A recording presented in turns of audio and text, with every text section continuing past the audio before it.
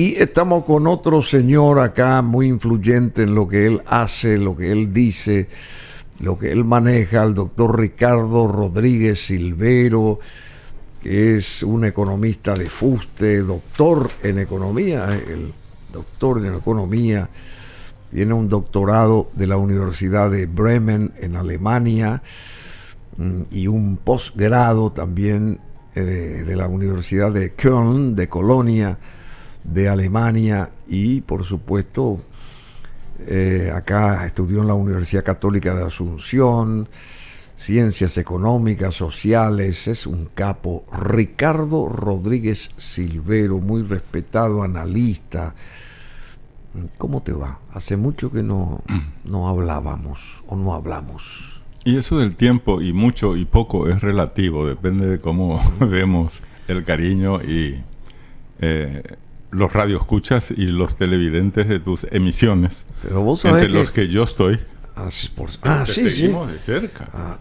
Pues ya, fabuloso. O sea, vos siempre estás en nuestros pensamentos. Lo que pasa igualmente, es que no queremos a veces molestarte porque sabemos de tus ocupaciones. No, es vos tenés una gran empresa que tiene, qué sé yo, está en todos lados. Tu empresa consultora, ¿verdad? Es mi consultora. Nosotros estamos en el asesoramiento de inversiones e impuestos. Las dos cosas son muy difíciles, ¿eh?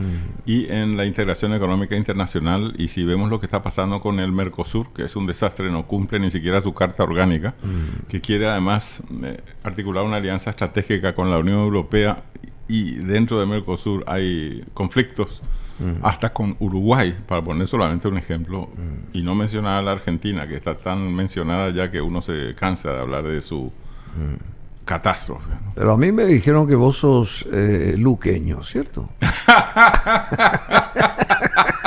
Tenés esa banderita ahí. Tengo una banderita acá en favor de Ucrania, y la vez pasada me dice un tipo, de hecho, vos sos luqueño entonces. Bueno, vos estás, por supuesto que apostás por Ucrania. ¿Cómo está esa situación allá en Europa? Y está gravísima la situación allí, porque se está llegando al borde de lo que podría ser una conflagración nuclear. Y estamos todos, me incluyo, preocupados, porque cuando se llega a ese extremo, basta con que alguien pierda el rumbo o las riendas, o se ponga nervioso y que lance una bomba atómica. Lo grave de eso está en que todos los otros países involucrados en contra de la Federación Rusa son también productores de bombas atómicas. No se van a quedar quietos, ¿no? ¿Por qué se dilata tanto esto de la guerra? ¿Por qué dura tanto? Esto no se puede llegar a un consenso y terminar esta contienda, esta guerra, este avance ruso. No sé, no entiendo. Y lo que pasa es que Putin y sus jerarcas y sus mandamases militares y privados, entre ellos el asesoramiento militar permanente de ese grupo Wagner, que es un grupo tercerizado que trabaja a veces para él y a veces en contra de él. Putin y sus atláteres han perdido la evaluación de estrategias y tácticas militares, han perdido el rumbo, se han metido en una guerra en la que ni ellos mismos saben cómo salirse de ella. Así, che. Claro, entonces en ese contexto el papel de la China continental es muy influyente, porque si la China continental, ¿verdad?, da tan solo la sensación de que apoya a Putin, y por ejemplo se da muchos abrazos con él, pero también simultáneamente con Biden. También con Biden y con su ministro de Relaciones Exteriores, y también con la India, y también con Japón. Y bueno, no puede estar en todas partes él tampoco, porque pierde credibilidad. O está con Putin o está sin Putin. Pero no puede pretender él estar financiando a Putin con compra de ciertos productos y suministro de armas fulminantes de destrucción masiva también. Y simultáneamente pretender una alianza con los Estados Unidos y con Japón y con Australia y Nueva Zelanda. Dios mío. Bueno, vamos por parte, como dijo Jack, el destripador. Lo de ayer, acá en Asunción, en el aniversario 486 de la ciudad de Asunción, capital del país, madre de ciudades, y la asunción de un nuevo presidente, de un nuevo gobierno, que hoy está en su segundo día ya prácticamente de acción.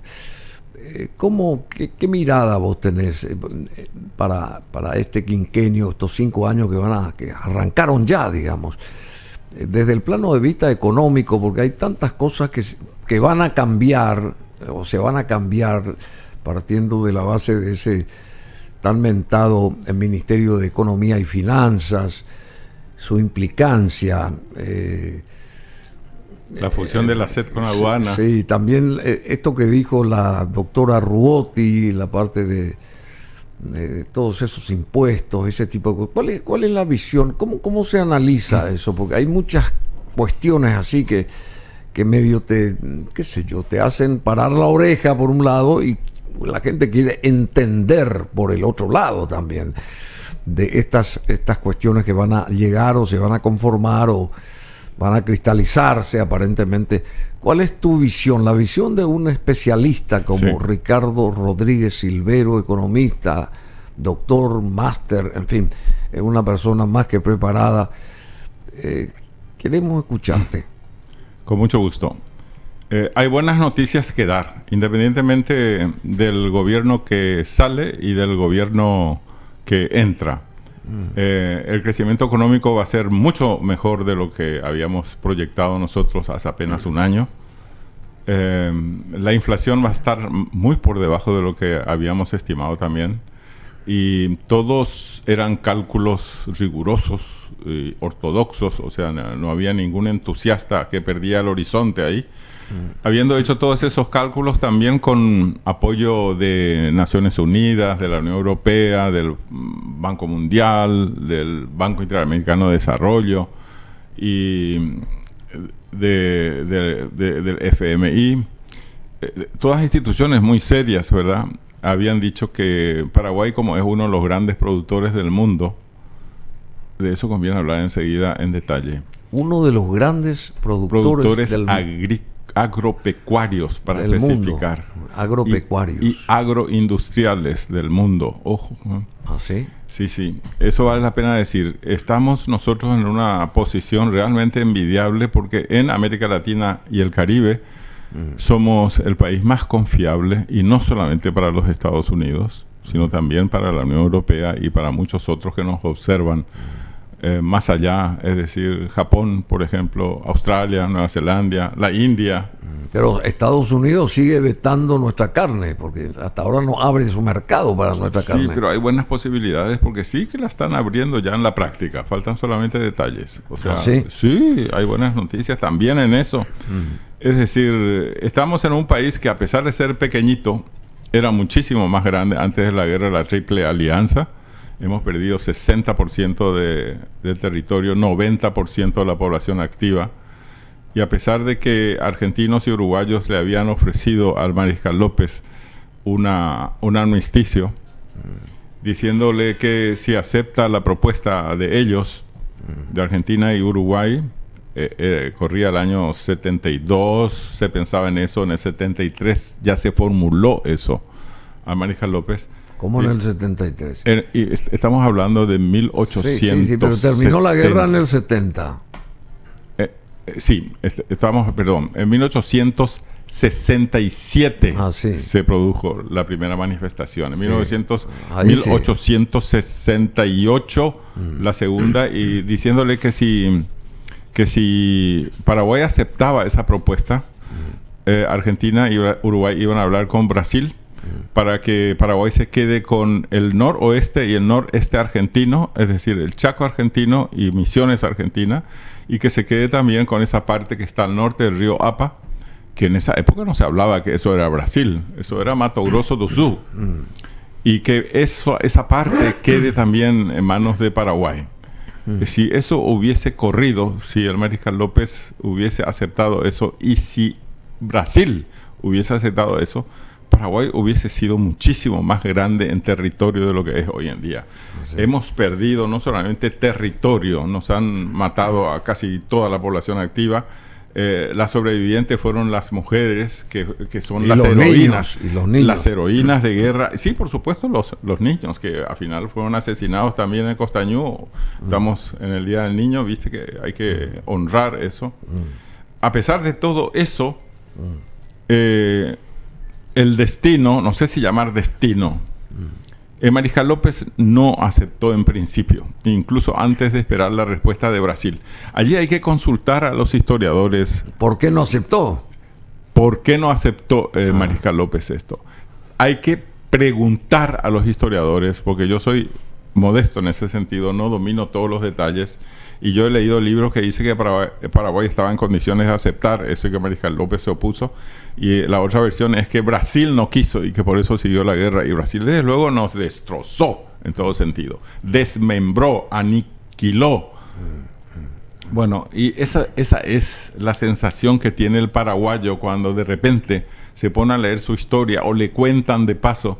Existe una propensión negativa hacia el Brasil por lo que pasó durante y después de la guerra de la Triple Alianza. Pero se lo quiere más a Brasil que a Argentina. Se la quiere más a Brasil y Increíble. Argentina porque el Brasil, después de todo eso que pasó, sí se ha mostrado muy condescendiente con Paraguay, le ha apoyado en muchísimas cosas a Paraguay. Pero Argentina también viceversa. abrió sus puertas y sus brazos a los paraguayos. Claro. En muchos aspectos, ¿verdad? Pero hay allí un feeling que es probablemente emocional. El paraguayo se lleva mejor con el brasileño que con el porteño, que te habla así con ese acento como si fuera superior a todo el mundo, ¿viste? Bueno, pero eso no quiere decir que todos los argentinos sean así. No, por supuesto que no todos son así. Hay que entablar ahí alianzas para ver que se pueda articular una adhesión con todos esos argentinos que sí están dispuestos a una integración regional. Pero estos temas nos están llevando muy lejos de lo que me habías preguntado. Hasta me olvidé yo. Originalmente, ¿verdad?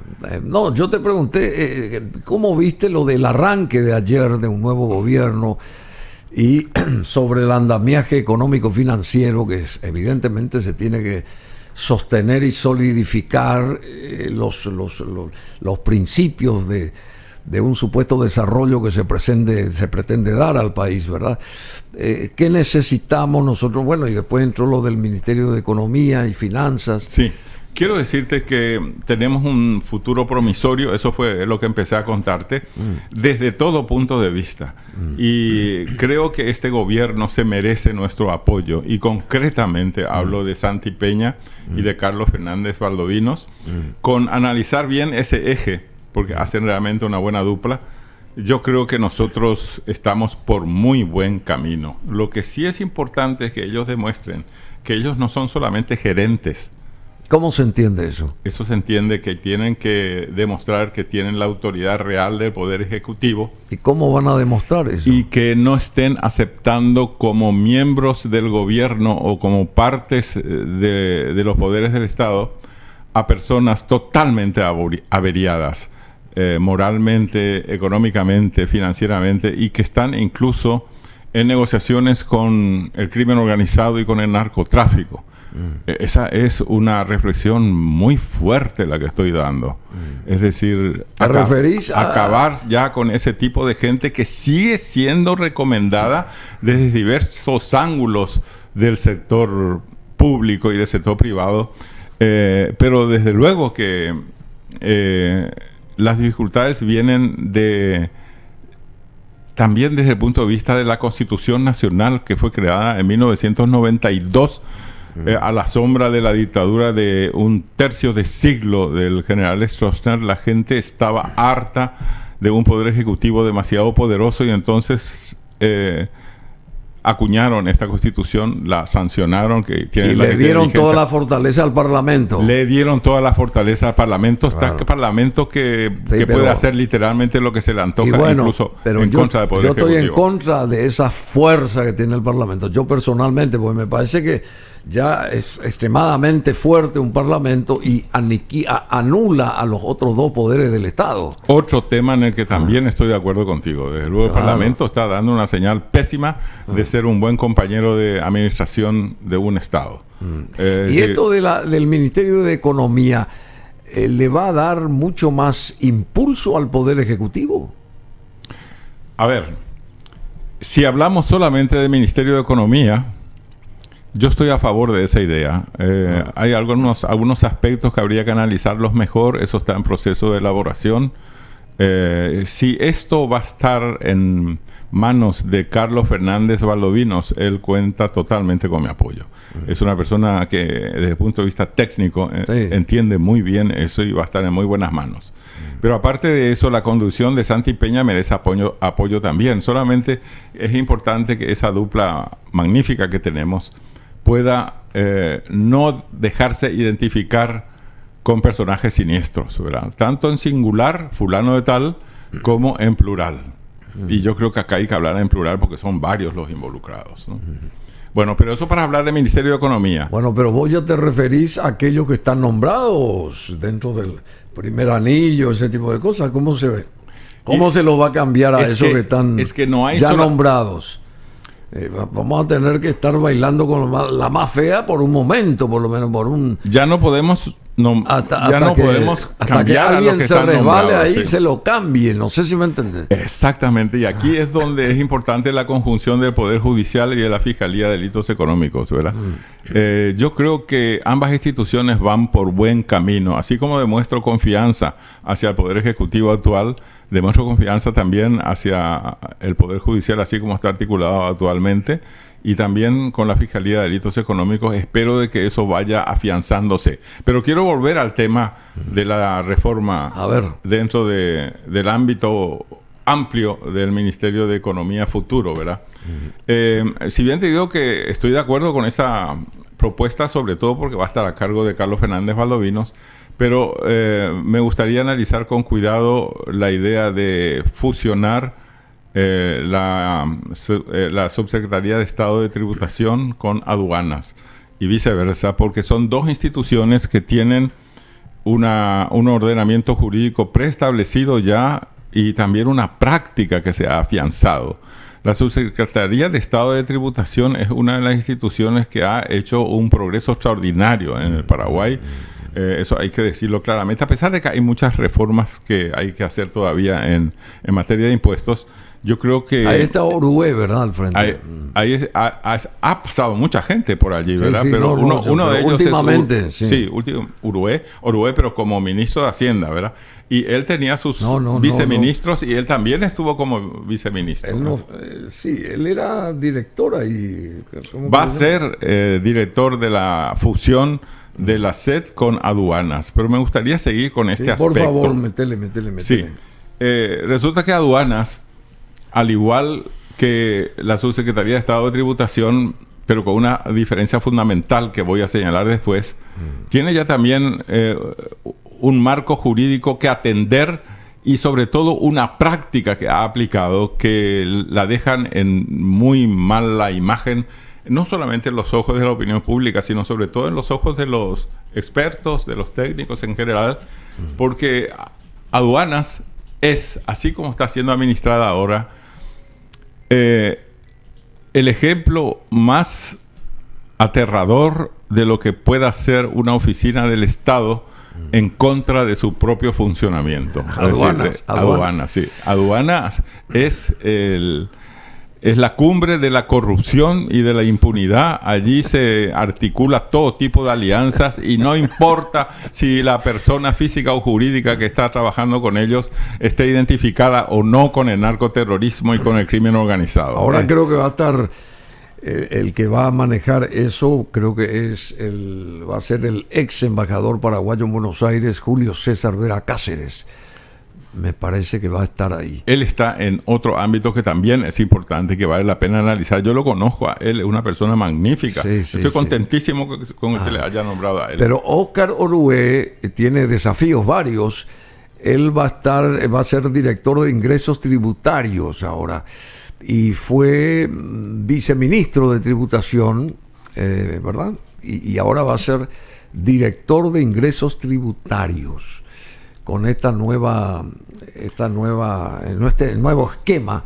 Si la persona es excelente, pero el ordenamiento jurídico y la práctica que es de aduanas sigue como está hasta ahora, y es un pésimo futuro el que tenemos así. A menos que y ahí se abre la puerta de la porque esperanza. Porque se va a fusionar, ¿verdad?, la Subsecretaría de Estado de Tributación y la Dirección de Aduanas. Así. Bueno, y ahí está el inconveniente. Ahí está el inconveniente. La SET es una institución que ha hecho muchísimo por el país y por los contribuyentes también. Es muchísimo lo que falta por hacer todavía, pero se merece ya una condecoración por lo que ha hecho hasta ahora. Pero Aduanas ha lanzado de sí misma una pésima imagen hacia los ciudadanos y hacia los representantes del poder público y privado, y no tienen empacho en seguir ese mismo camino. Hay de repente un director de aduanas que demuestra mucha confianza, como es el actual, pero resulta que el problema no es la persona allí, sino la institución y la forma en que se maneja ella. Aduanas proyecta muy mala imagen. Entonces lo que se puede hacer es decir que aunque la aduana sea un canal de ensamblamiento con la ilegalidad y el crimen organizado, porque hay que decir con todas las letras, eso puede desde luego mejorar, y va a depender mucho de la tarea que hagan senadores y diputados en la mejora del ordenamiento jurídico para la aduana, y sobre todo en la parte práctica, los directores de aduana y las otras autoridades que tienen que ver con la aduana. Puede ser que podamos solucionar el inconveniente, pero yo lo veo con pocos ojos optimistas. Eso pondría algo así como una señal de alarma en rojo y un signo de interrogación en rojo, hasta tanto no se ponga el cascabel al felino de la corrupción y de la impunidad en aduanas. ¿Y quiénes son los felinos ahí? Y bueno, ahí hay que empezar a hablar de personas físicas y jurídicas, ¿verdad? Es difícil decirlo así en la radio, porque no importa, hay que demostrar lo que se dice, y entonces es sumamente... Y esto que dice Nora Ruotti, que dijo con vehemencia, partiendo la base de esta transformación que se va a tener, digamos, vos sabés mucho más que yo. ¿Vos estás con ella? ¿Ella tiene razón? ¿No tiene razón? ¿Cómo es la historia? En gran parte ella tiene razón, y en otra parte yo le daría otro enfoque mucho más fuerte todavía en materia de combate al crimen organizado. Resulta que nosotros hemos firmado el Gafilat, y el Gafilat ya tiene vigencia en este país.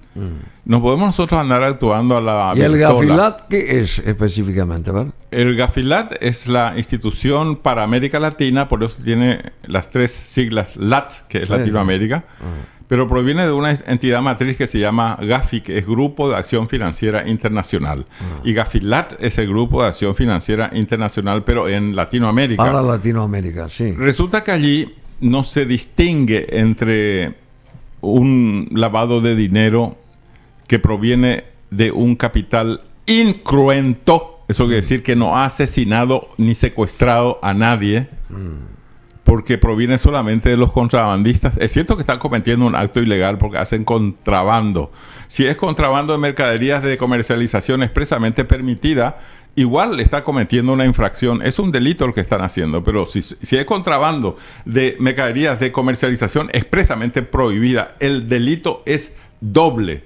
No obstante, no es gente que esté secuestrando, matando y en forma directa o por encargo, ¿verdad?, a sus víctimas. Lo que está pasando en Ecuador, por ejemplo. No, lo que quiero decir es, Gafilat no distingue eso, que es capital incruento. Incruento quiere decir que no mata a nadie, ¿verdad? Sí. Del capital que sí es sangriento. Y ese es el capital que proviene del secuestro, de la tortura, del asesinato en forma directa o por encargo de las víctimas. Estamos llenos nosotros acá de organizaciones terroristas. No son solamente ya las de origen paraguayo, son las de origen brasileño, que acá se pasean como Pedro por su casa. Entonces, en esas condiciones, el Gafilat prohíbe terminantemente el lavado de dinero, pero no distingue entre el capital cruento y el capital incruento. Y yo creo que allí merece el Gafilat una reforma jurídica.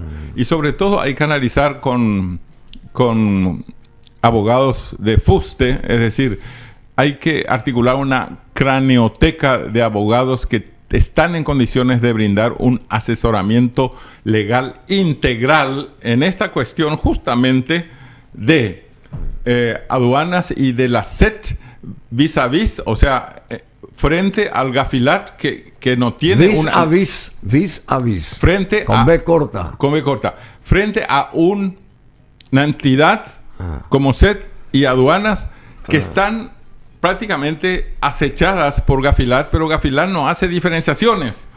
Entonces hay que modificar el Gafilat también. Bueno, acá justamente el economista doctor Ricardo Rodríguez Silvero dice que la situación actual de Paraguay vis a vis,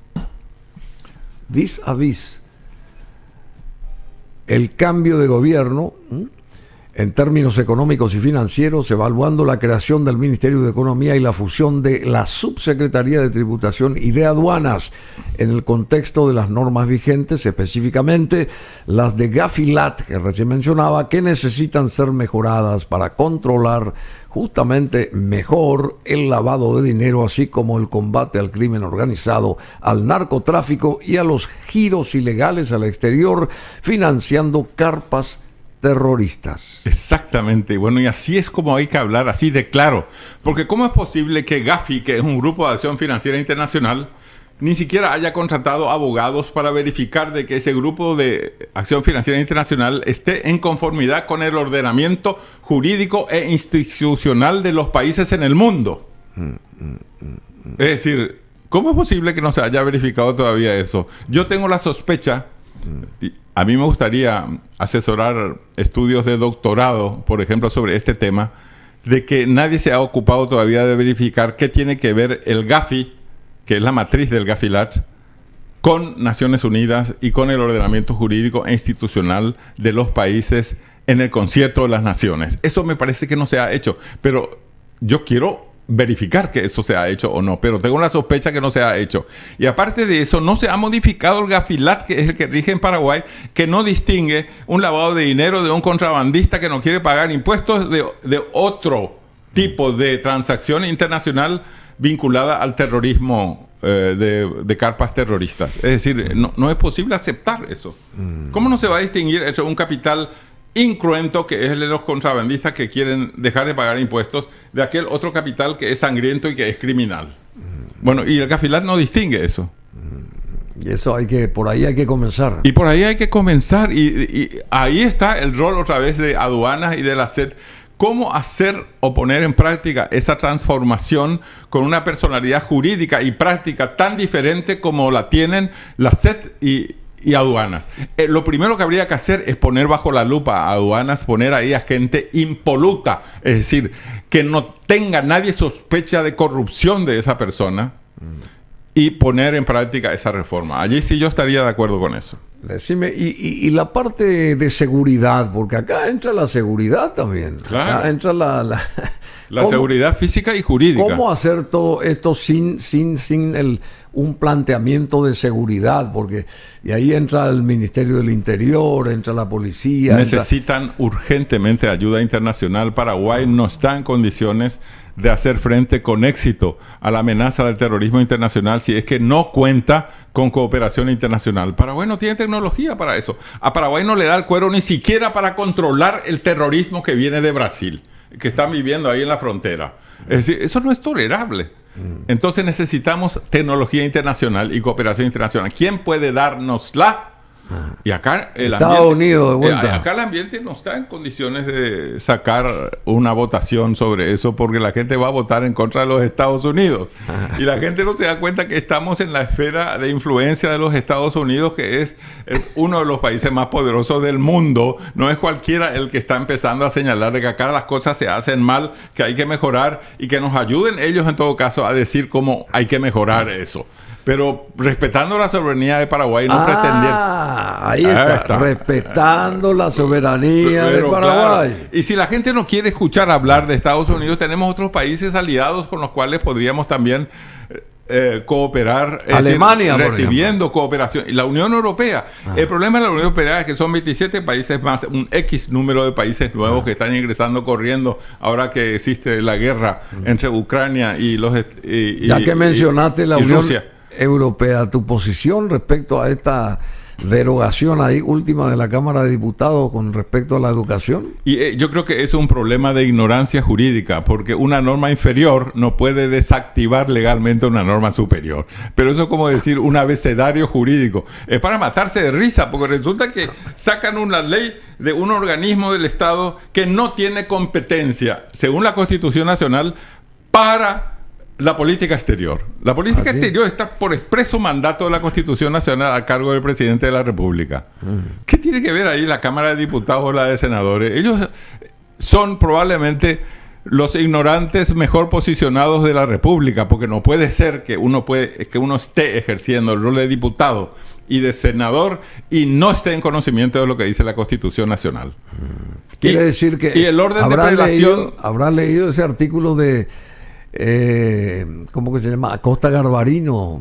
También leí, está muy bien escrito el artículo. Yo se lo escribí a él, también estuve totalmente de acuerdo con él. Totalmente de acuerdo con eso. En eso que él escribe, prácticamente no hay nada que mejorar. Es lo que vos decías ahora. Estoy diciendo ahora que necesitamos cooperación internacional, pero hay que ir con calma, porque la Unión Europea es un continente que tiene más de 27 países miembros y que por mandato constitucional de Europa no pueden tomar decisiones unilateralmente, sino que tiene que haber unanimidad de criterios. En la mayoría de los casos tiene que hacerse por unanimidad de votos. Y si son 27 más X número a consecuencia de la guerra con Ucrania, ¿cómo se van a poner de acuerdo todos ahí para ayudar a Paraguay? ¿Cuál es el resultado?